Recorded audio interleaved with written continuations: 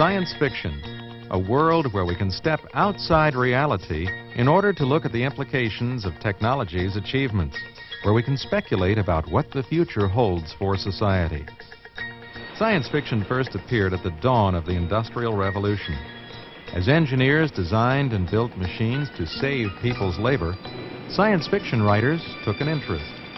Some were uncomfortable with the enormous potential of machines to affect society. What assurances were there that these machines would stay under our control and would not harm us or even replace us? And what better engineering innovation to use to raise these issues than robots, machines with minds of their own? As a result of the fears expressed in stories and films of the early 20th century, engineers did their design of robotics applications against a backdrop of suspicion. This segment from the comic book series Magnus Robot Fighter 4000 AD, published in the mid-60s, demonstrates the high level of mistrust of robot capabilities. That does it. Are you all right? Yes, but in another second, it would have been a different story. The reality of contemporary industrial robotic engineering has been very different. Robots have brought about more productive manufacturing lines and greater quality assurance.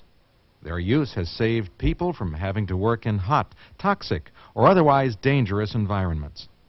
Automated production lines using robots are chalking up an admirable safety record. However, industrial robots have injured people, and injuries may occur more frequently as the number of working robots increases. In at least one case in 1984, a worker was killed. The victim entered the working range of the robot, presumably to clean up scrap metal that had accumulated on the floor. The work cell control systems did not sense his presence, and as a result, the worker was pinned between the back end of the robot and a steel safety pole. His heart stopped. No matter how automated a manufacturing line is, there are sure to be workers around who must be protected. Line operators.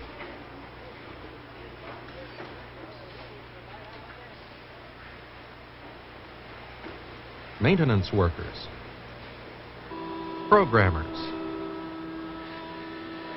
managers, and visitors. Robots have weak sensing capabilities, so they can't be relied upon to always react in a safe way when these workers approach. Safeguarding robots is more complex than safeguarding other types of machines. Their range of movement is much greater than other machines.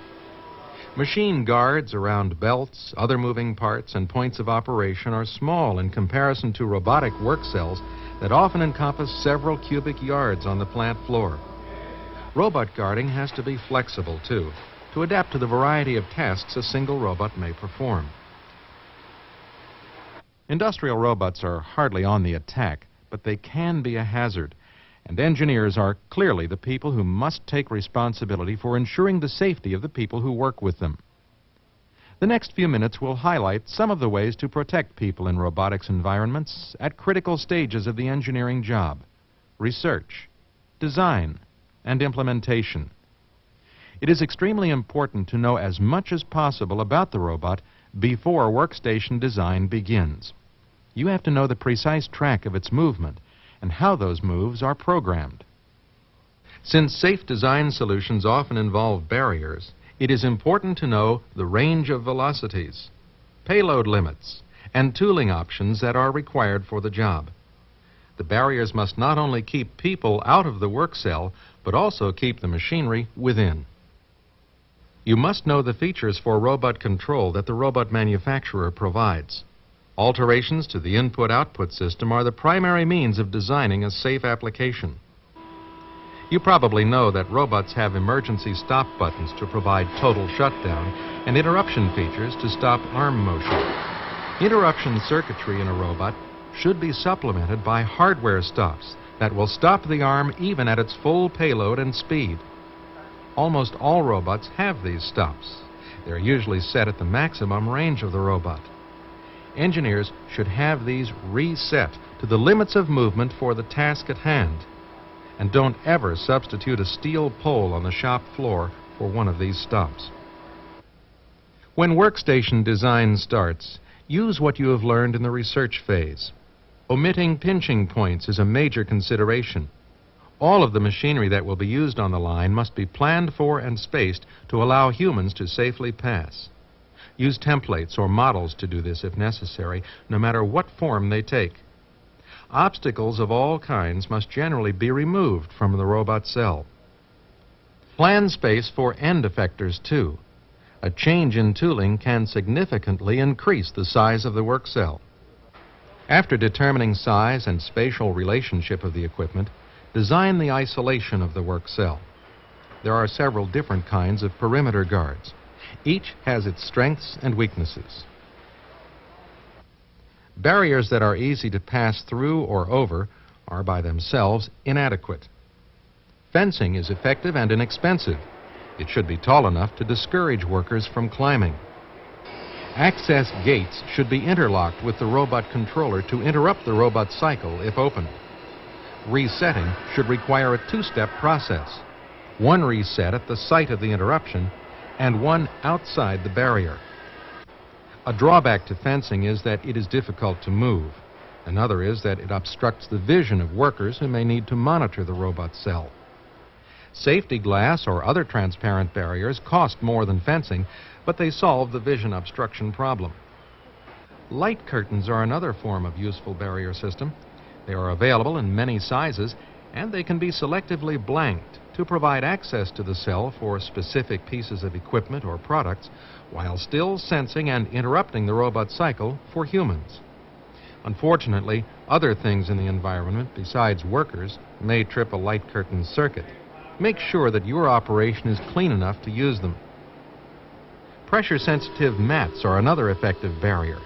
Their drawbacks are the possibility of unintended interruption of the robot cycle and the amount of floor space they take up, since they have to be greater than a step wide. If at all possible, locate the operator control panel for the work cell outside the barrier.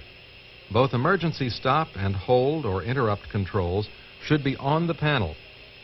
A second control should be on the panel that must be activated before automatic cycling can be restarted. Several other emergency stop buttons should be located in places of easy access around the work cell. The key to successful use of these barrier devices in your design is redundancy. At this facility, all the cells are guarded by interlocked doors that automatically interrupt the robot when their micro switches are tripped. Warning lights are used to alert workers to problem situations. The operator control panel allows total control of the cell from outside.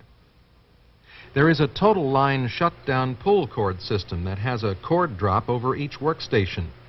Each one will shut down the entire line. Although safe manufacturing systems can be engineered with today's technology, there will be increased pressure for more innovation. Unfortunately, the fencing that you set up provides you with a narrowing of your real estate on the factory floor. Likewise, it makes it a little bit difficult for somebody to go in and do teaching of a robot of a new task or preventative maintenance on a robot, because you have these hard stops. We have sensors that are capable of detecting the human's motion within that environment and tracking the human to be able to differentiate the human movements from the machine movements within its workspace. And what we did was integrated these 4 sensors into a system, a prototype safety system, in which we were able to detect human movement based upon, in the capacitive world, a change in the dielectric constant that's associated when a human moves in on the capacitive sensor versus the capacitive sensor moving in plain air. The infrared sensing based upon the change in temperature when a human moves into the environment. The ultrasonic would change the distance that objects appear from the robot end effector, if you will. And the microwave looked at any motion that was present in the environment that was not supposed to be there. And it's important to understand that the variety of applications that we have in different automated workspaces today mandate different sensory implementations as well. Ultimately, what you're trying to do is build the safety system to a same level of intelligence that the actual workplace requires. After you have designed your robotic work cells, You must install them and get them running. You will probably rely on other parts of your organization to help get the job done. Documentation of your design is important to the purchasing department and to the facilities people who actually put the system together. Complete documentation details the results of your planning. It ensures that the robots are adapted to your own requirements, including the cell barrier systems. The robot manufacturer can look at your documentation as a check on the match of his product with your needs. Documentation also provides a way to record the inevitable changes in your design that will be made during installation and debugging. Remember to check those changes for their impact on the safety of the system. There are a number of systems safety techniques that can be used to analyze virtually any type of manufacturing system for hazards. They are useful in the design stages as well. During the installation, have the maximum work envelope of the robot marked on the floor as an added visual warning. Make sure the markings are made on the basis of the largest end effector that will be in use. Well-engineered production systems must have well-informed and motivated worker populations to be successful. Preparing the workforce to program, maintain, and operate a robotics production line takes just as much planning as the production line itself does. Training should occur as close as possible to the startup of operations. Everyone on the shop floor will need to learn the basics of robot operations and the emergency shutdown procedures. Startup, maintenance, and programming procedures will be learned by fewer employees, but they must be taught and tested before installation is complete. Refresher courses will be necessary for everyone. When maintenance of longer duration is performed, lockout and tagout procedures should be implemented to make sure that the robot or associated equipment is not re-energized before the maintenance activity is completed.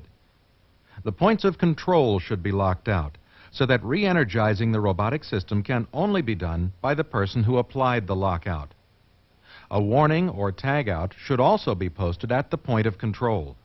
It should provide information as to why and by whom the energy sources were isolated.